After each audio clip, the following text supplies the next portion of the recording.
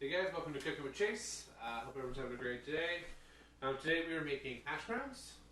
So yeah, let's get into making hash browns and talking about that. So latkes, hash browns, shredded potato pancakes, whatever you want to call them. Super straightforward recipe. Just a couple little tricks to get nice crispy results. The first thing being that you want to do a russet potato. A lot of times I say use what's in your fridge, use what you have, you can sub this. This is one of those times you kind of really want to go with a russet.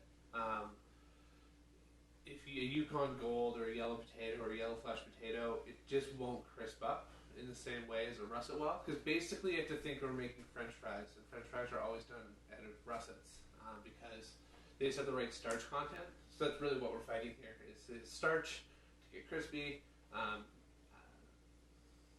The right consistency of the potato. So I would say if you don't have a russet and you don't want to go out, just do a different type of potato. Do an oven roasted potato, something like that. This won't really work with anything else. So I've taken a russet and I've got this mandolin that I used to shred it up. So I just shredded up one potato. If you want to come in here, Ty. This mandolin gives really, really beautiful results. It's super, super fine. It's a super fine tooth. That attachment that goes into my mandolin. If you don't have this mandolin, just a cheese grater will also work great. And then we get them into water, and this is what you're going to see. So I just filled this up with water, and it's going to be really foamy, and the water's still going to be quite dirty. What we actually want to do is rinse this off with cold water until the water's clear.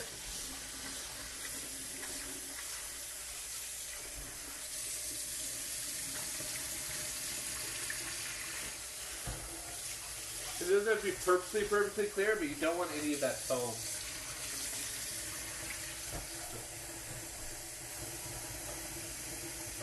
So that's fine.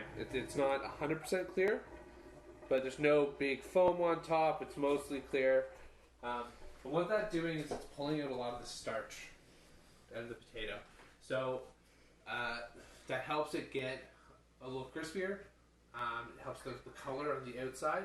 Because starch is a form of sugar, so pulling off some of that starch allows you to cook it in the pan longer, so it's not burn it.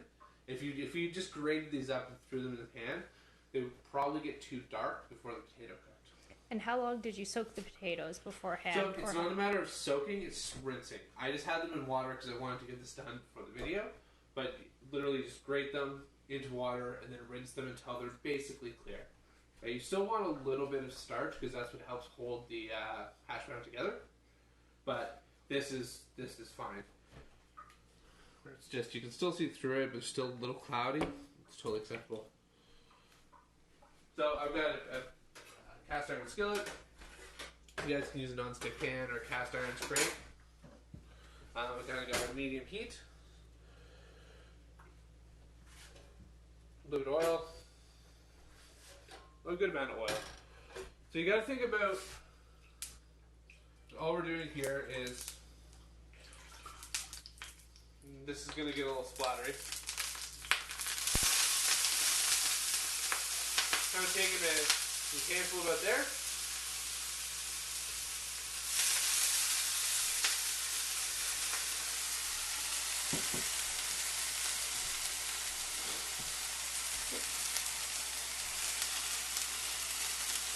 And I'm not pressing them down. I'm keeping them light.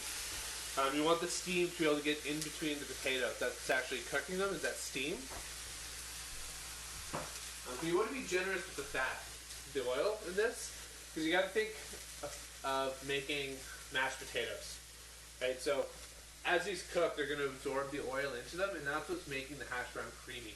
Just like with mashed potatoes, right? If you just took a potato and you mashed it up with no butter or no cream or no anything, it would just be kind of like a starchy potato. You need the fat will actually absorb inside each of these little strands. Just like French fries, right? Like when you're making French fries in a restaurant, the first stage is blanching them in oil. And what that actually is doing is pulling in oil into the French fry itself. So a really good fry, that's how you get that creamy texture in a really good fry. It's because there's actual fat and oil inside the potato. This, I just do a little bit of salt, a little bit of pepper.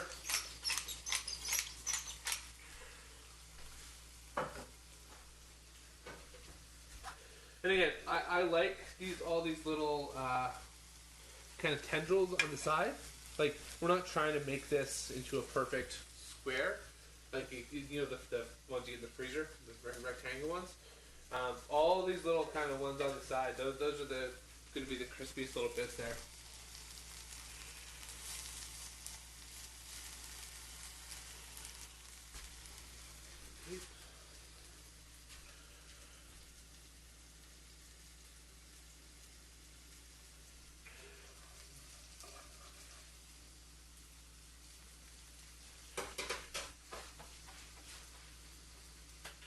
Yeah, so we're starting to figure out our what we're going to do next week. If you guys have any suggestions or requests, stuff you'd like to see, send them in now. We're going to kind of get the menu set up for the next week, this weekend. So anything you guys have questions about or want to know more about, just send it our way.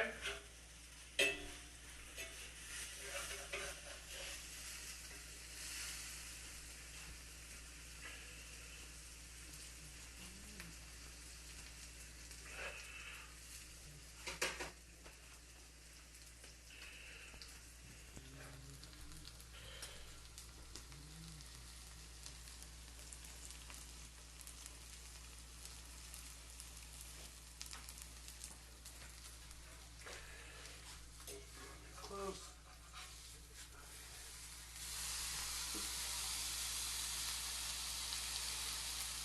So I was a little early on that flip. I was hoping to get more of that color over the whole thing. So that's good. We'll just let that one go a little longer, and then we'll flip that one back over to get the color. There's a question: do the hash browns work best in a cast iron pan versus a non-stick pan? It doesn't really matter. It's just you want something that's really like a bit heavy bottomed. You want like the heavier the bottom, the more even the heat is. I think a cast iron works great. If they're kind of stuck, but I like a cast iron because you can kind of be a little aggressive if they're kind of sticking. You can really scrape at them and not worry about damaging the pan like you would with a non-stick. But I mean, you could do them in a stainless steel pan as well. We just have mostly cast irons that has.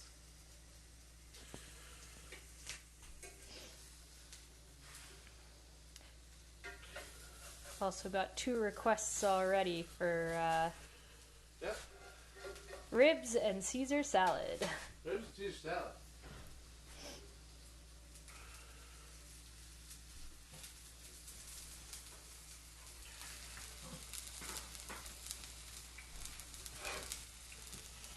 Well, we can definitely do ribs and Caesar salad. That is.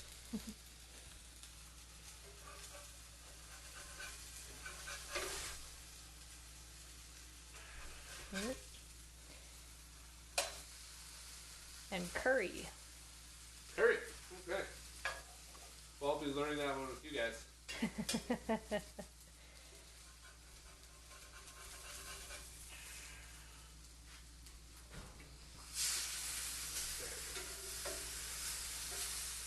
And once you get this flip over, you can kind of start to compress them a little bit. Again, not pushing them down, but just start working that shape a little bit more. And then once it's flipped, I like to add a little bit of butter.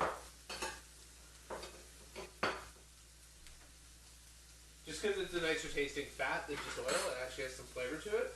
It also helps with the browning.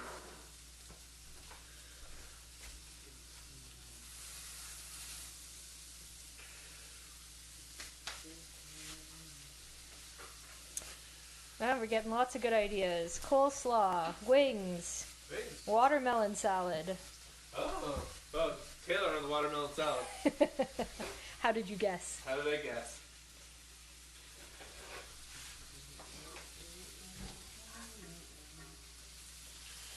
And it's going to be different each time. Like, the more starch in the potato, the more golden that color is going to be in your hash brown. And sometimes there's going to be less starch, and sometimes there's going to be more starch, right? Like, it's just kind of the nature of dealing with, like a vegetable product. It's not going to be the same every single time. Like, I'm surprised how little color these are getting.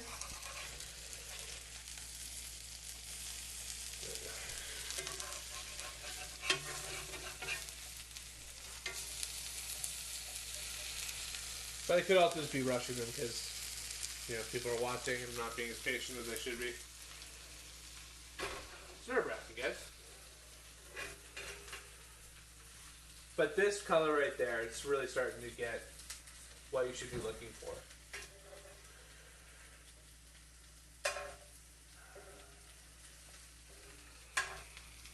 Look right down in there, that deep color, that's kind of what you want. And yeah, if you wanted to do these with like sour cream and some dill, and a little bit of lemon juice, that'd be great. You can do it with ketchup. I like just ketchup. Simple man. Yeah. There we go. That's kind of what we're starting before here. So yeah, starting to get golden brown. It's like kind of it's becoming an independent piece, and all these little tendrils on the outside are so crispy. Like, that's the best part to me.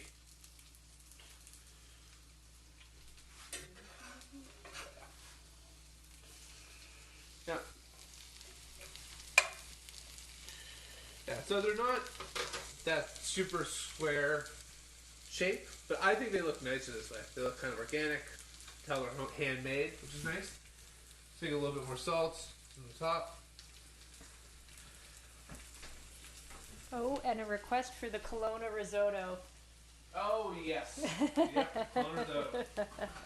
That's definitely on the list as well.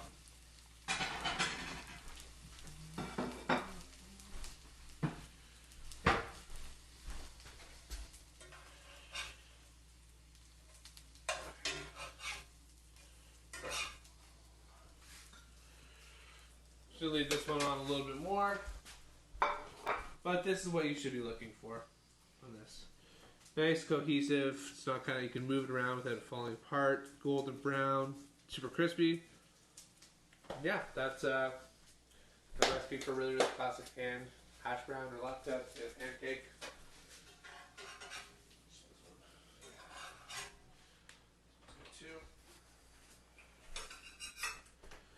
So, it's a quick little video today. It's Friday. Getting ready for my weekend, my fake weekends here.